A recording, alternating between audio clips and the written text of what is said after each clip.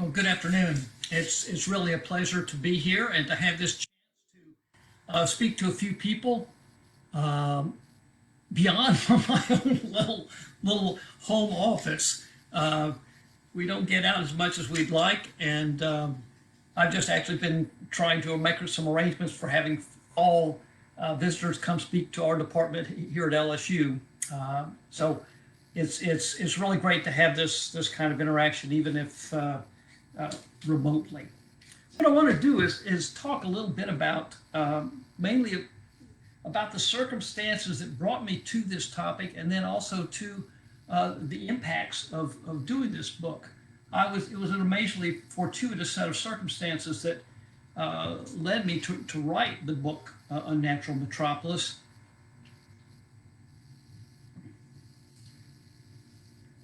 And I owe it all to a friend in Houston who at the time I was teaching in Texas, and I went to have lunch with my friend. I was going to tell him I was starting a book on the historical geography of Galveston Bay, but he told me before I could get the words out of my mouth that he was starting exactly the same project. So I thought, well, that doesn't work. And that evening as I was driving back, I had this clear vision of the arrangement of chapters for a book on the environmental history of New Orleans, a city that I loved and had spent some time in. So just this chance encounter with a friend led me to pick up this topic, and then it took several years of kind of grinding away with the book. It finally came out in January 2005. Just another academic book, so I figured, there was no set of circumstances that would have given me any hint at what would have come of this book. But here we are, fast forwarding from the publication date in January to August 2005. As you may recall, it was a pretty warm summer, much like it is out there today.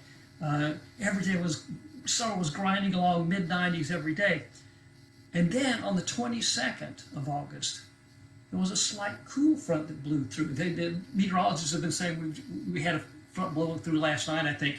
It's not a cold front or even a cool front, but it dampened the humidity a bit, drove down the morning temperatures, and it just made me think about fall. Fall will be here soon. We'll be beyond this heat and humidity of the typical Baton Rouge summers. Several days after that event, Hurricane Katrina came in from the Atlantic, zipped across the southern tip of Florida, and began churning across the Gulf of Mexico. And on the 22nd of August, 3 days out, 3 days before the 29th, the date of landfall, the National Hurricane Center projected that it would make landfall near Pensacola, Florida, out in the Panhandle.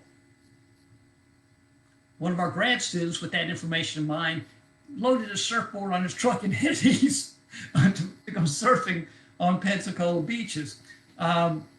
Fortunately, circumstances changed. He ended up there with no disastrous wind and waves and survived.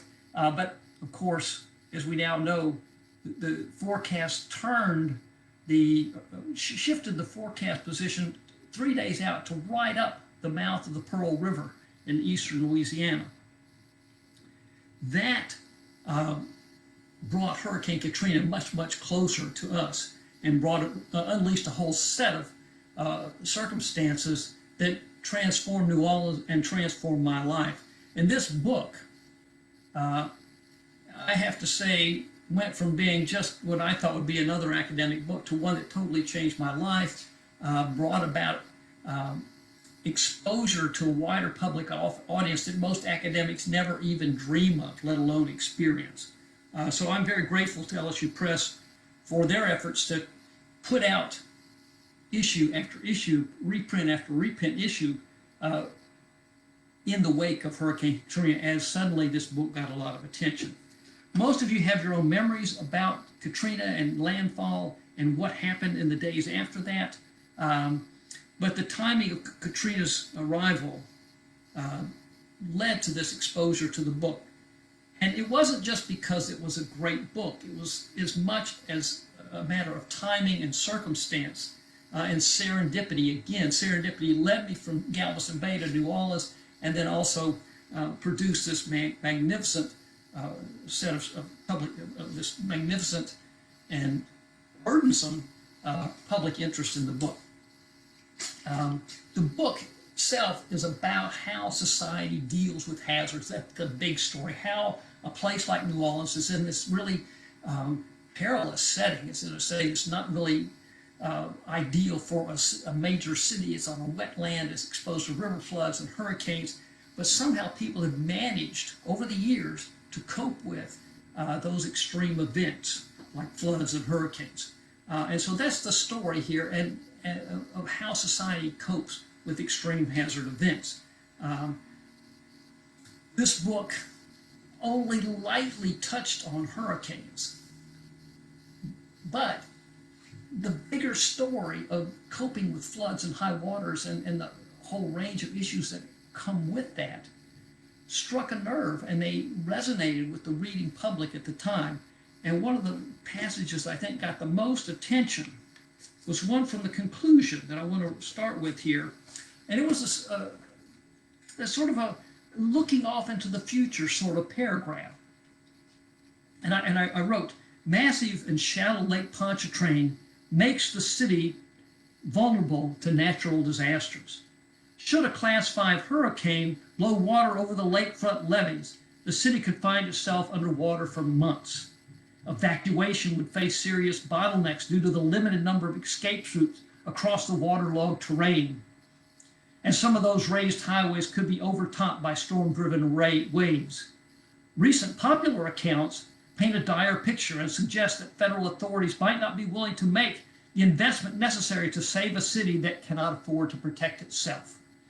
Global warming and sea level rise make this grim forecast all too likely.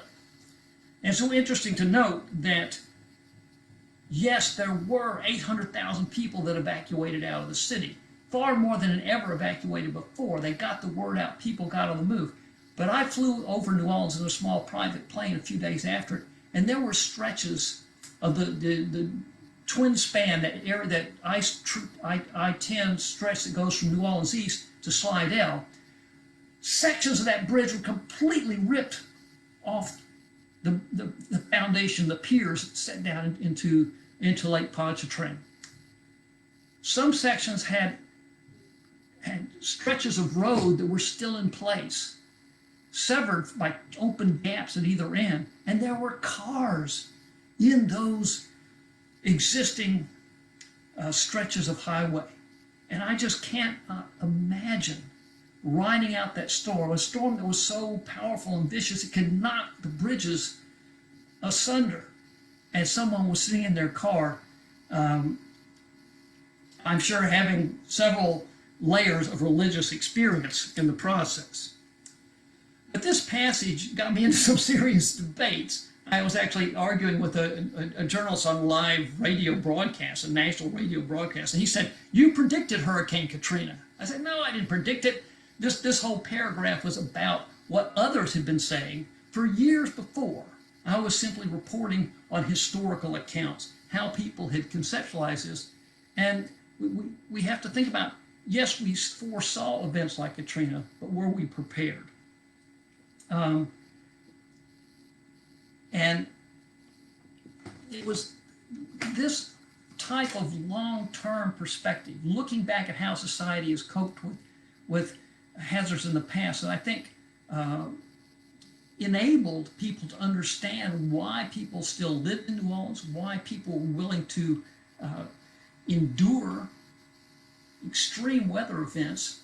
And the word about this book got out because on the day Katrina was making landfall, power was out in our home in the Garden District here in Baton Rouge. We had a landline that was still working, and the phone rings, and our friend from New Orleans, who was our standard New Orleans evacuee, every time there was a hurricane, he'd come up and shelter with us. He picks up the phone and says, "Craig, there's a reporter from the New York Times that wants to talk to you." I said, "Yeah, sure," figuring it was some friend of mine playing a prank on me. But in fact, it was the New York Times, We had a lengthy conversation. He quoted me the next day, and suddenly I was inundated well into October, from late August into October, with calls for the media. I talked to people in Japan and France and Cuba. Al Jazeera quoted me of all sources. All the major U.S. media, the NBC, NPR, the Washington Post.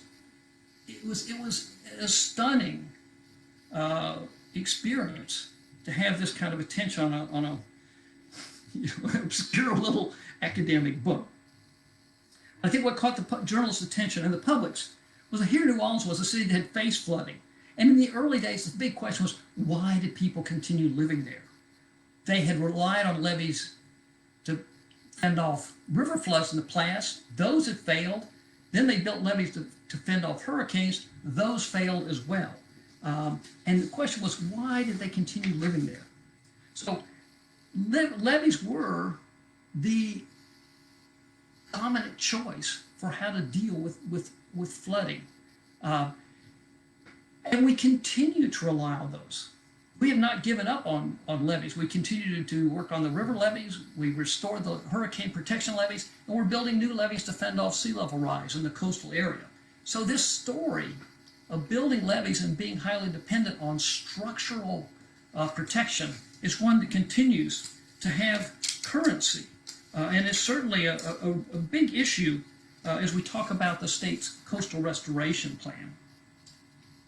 But I think there's one passage, there's a historical quote that I want to read for you here that talks a bit about the idea of whether or not levees really work. One of the big factors behind current land laws is that the levees have severed the river's connection with the natural tributaries, that is the bayous that used to flow out into the Gulf, the Bayou Teche and Bayou Lafourche and Bayou Plaquemine, all these Bayou Manchac even. These used to carry water out into the Gulf whenever there was a high river. We've severed those, and we've severed the connection of the river with the floodplain.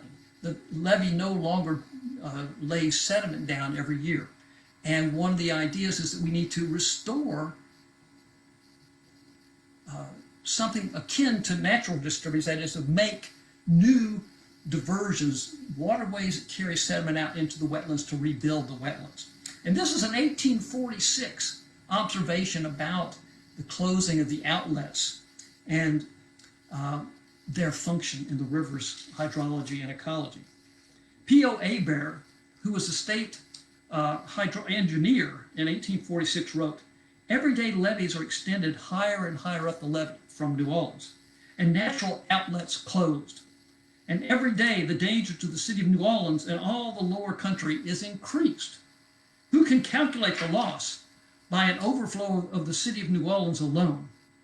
Instead, therefore, of throwing suddenly a larger quantity of water into the lower Mississippi and elevating its level by opening cutoffs above, we should, on the contrary, endeavor to reduce this level, already too high and too dangerous, by opening all the outlets of the river.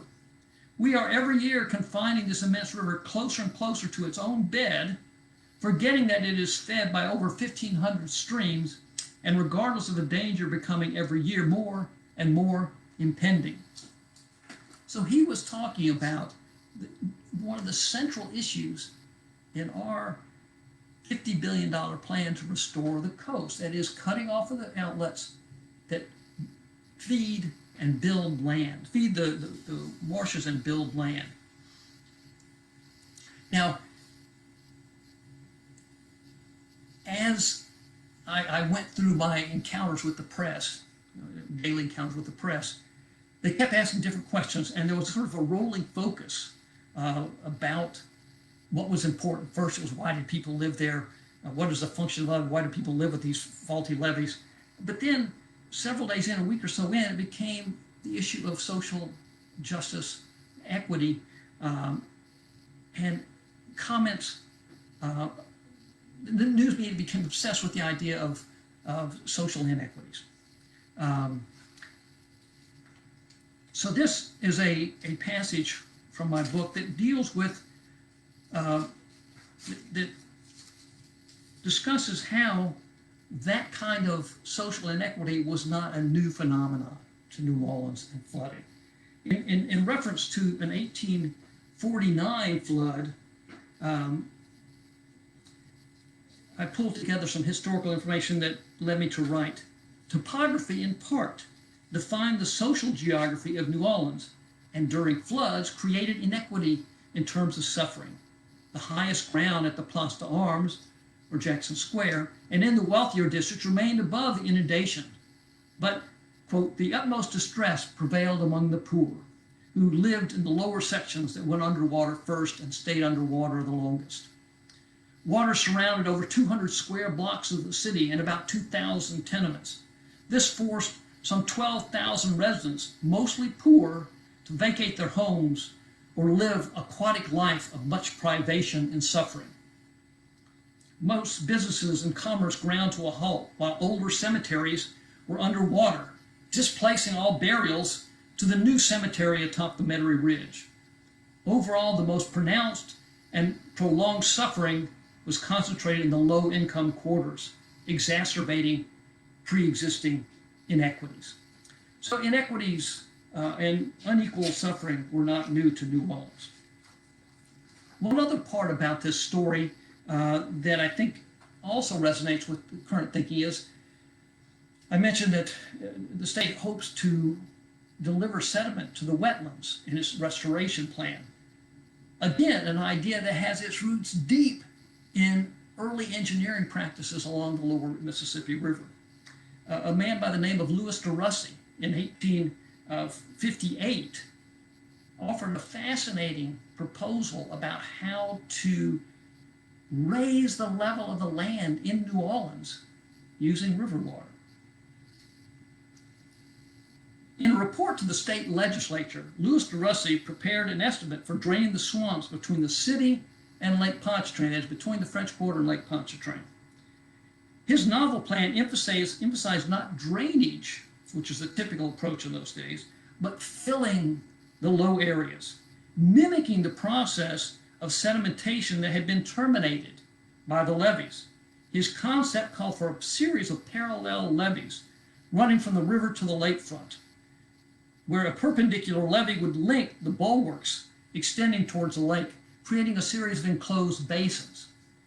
He recommended diverting floodwater into these basins where sediment would settle out and over the course of several years gradually raise the land level. The de Russy scheme exposed a serious flaw in the levee system, which we still live with today. The levees eliminated the regular delivery of sediments, which reduced flood risk and could actually aid in drainage efforts by raising the land level. Now, this plan was not accepted. It was seen as much too expensive. Levees were cheaper and far more manageable in the long run. I want to shift now to a quote from my more recent book, which is called Southern Waters, also done by LSU Press. And this deals a little bit more directly with hurricanes. I wrote a bit more about hurricanes in this book. And this one occurred at a point in time when the South was in the midst of the civil rights struggle in the 1960s.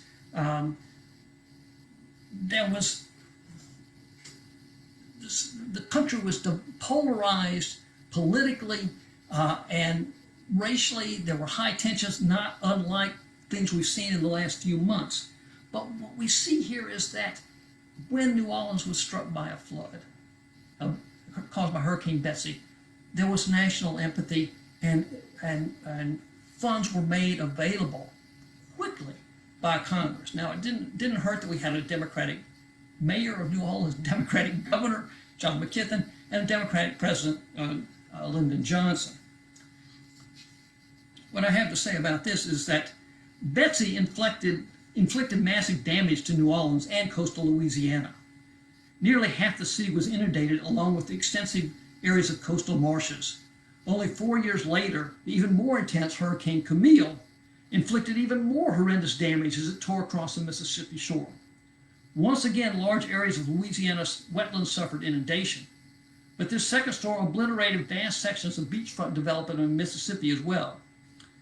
Together, the two storms inspired sufficient national sympathy to prompt Congress to approve funding for a massive hurricane protection system for coastal Louisiana and New Orleans.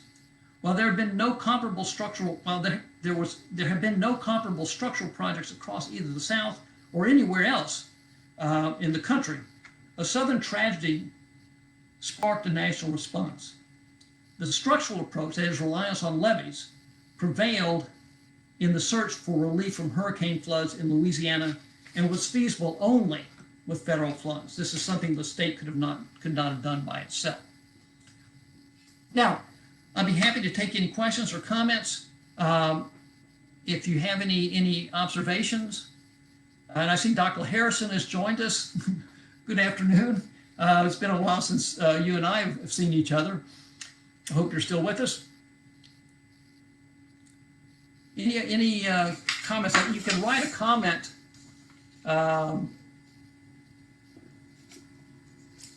if you like. If not, I've got one more passage here. Well, while you're figuring out how to work this system,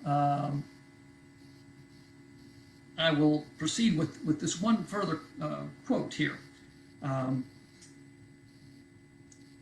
Hurricane Katrina, which was the next big storm after Betsy in 1965, exposed not just the social injustices that we talked about and that have been a chronic problem in New Orleans, but it also exposed that social conditions, human decisions about how to manage the environment are at the root of these disasters. That is, it's not just the wind and the rain, but it's decisions to rely on structural systems that have design limits.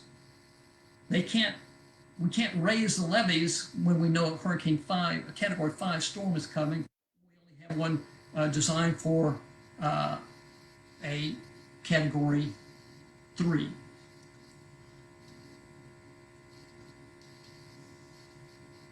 I'm getting a message. Let's see.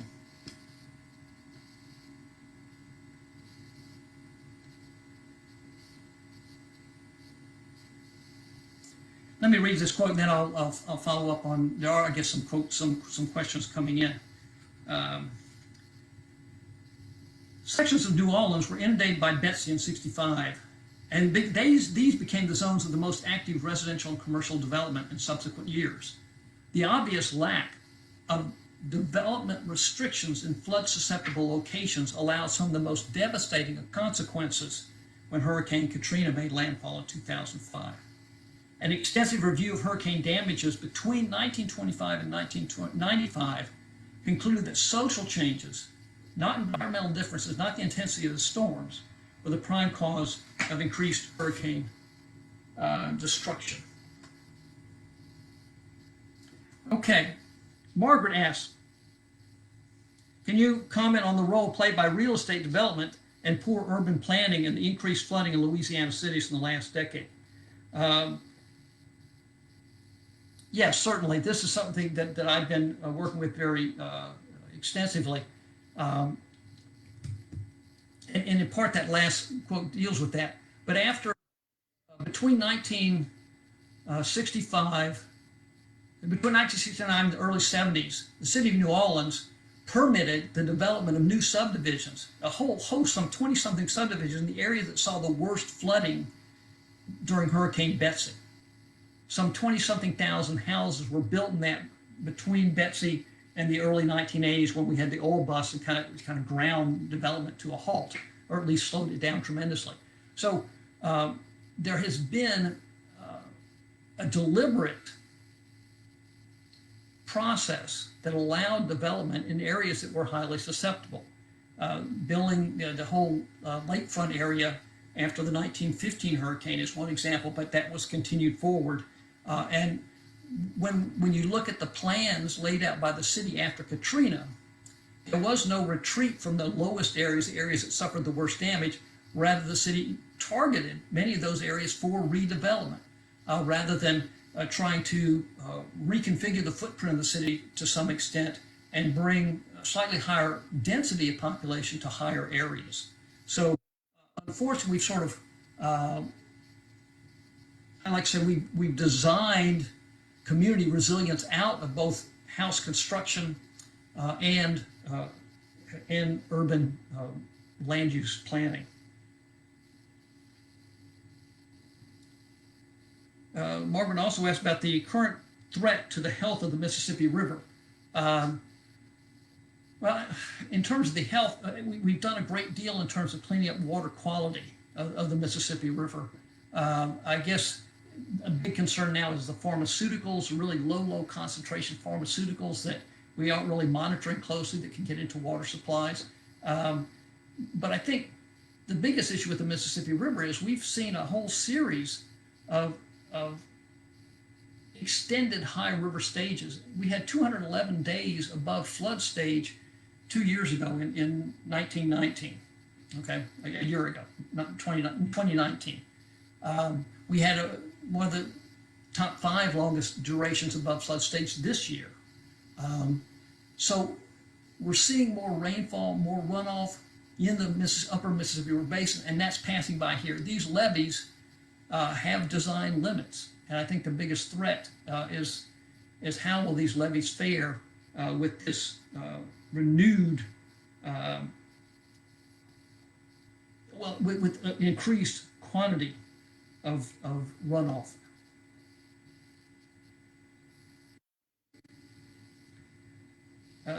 Lawrence Harrison says howdy and asks what can I have to say about the hurricane that delayed Galvez's attack on Baton Rouge. I'm completely in the dark on that, so unfortunately I can't offer any comments.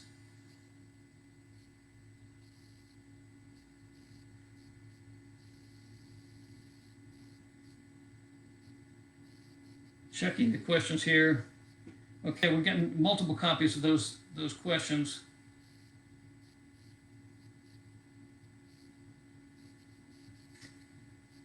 I seem to have addressed the questions that are in so far.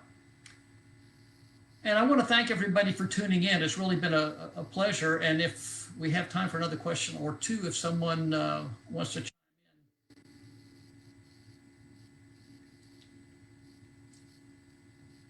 in. I seem to have, what's my current research question?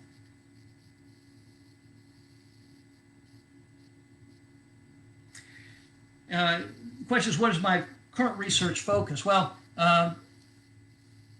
great question. It leads up to, I hope to finish up the next book manuscript and get it out the door to LSU Press next week. But I've been looking at the omission, the neglect of people in the coastal area in this whole master planning process. We're spending billions and billions of dollars to try to reinforce the coast, with a primary focus on restoring the ecology, the hydrology, and the geomorphology of the coast. Those are all wonderful ambitions, but we have not given anywhere near the same attention. We talk a lot to people. We talk about coastal restoration, but we don't talk about cultural restoration. And the current work is looking at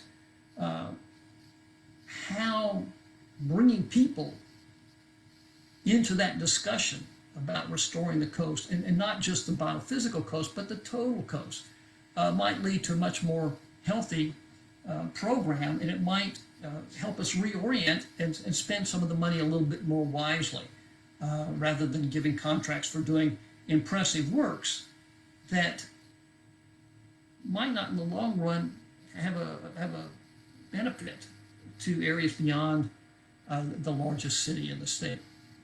So keep an eye out. I intend to call this book, we'll have to do some negotiating on the title, but I'm thinking this Louisiana, the state of disaster. So, and it in some ways weaves in COVID and how when you have multiple disasters in sequence, you're never really over the preceding one when the next one befalls if you live in Louisiana. We were still dealing with Katrina when the BP oil spill came. We're still dealing with the BP oil spill. We had you know, COVID and the economic crash this year. So disasters, multiple disasters, have these what we call long tails of recovery that and create competition for resources, and pit one group against another, and everybody wants to be restored, but there's really not enough money to go around. And with the federal government being less and less inclined to grant every dollar requested in disaster relief, we have to think of ways to prepare ourselves in a better way. So I have thoroughly enjoyed having you with me in my little home office, and perhaps we can do this again after the next book comes out.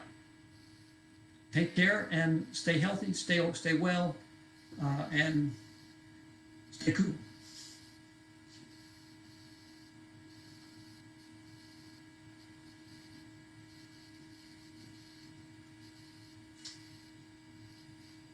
I will be logging off now.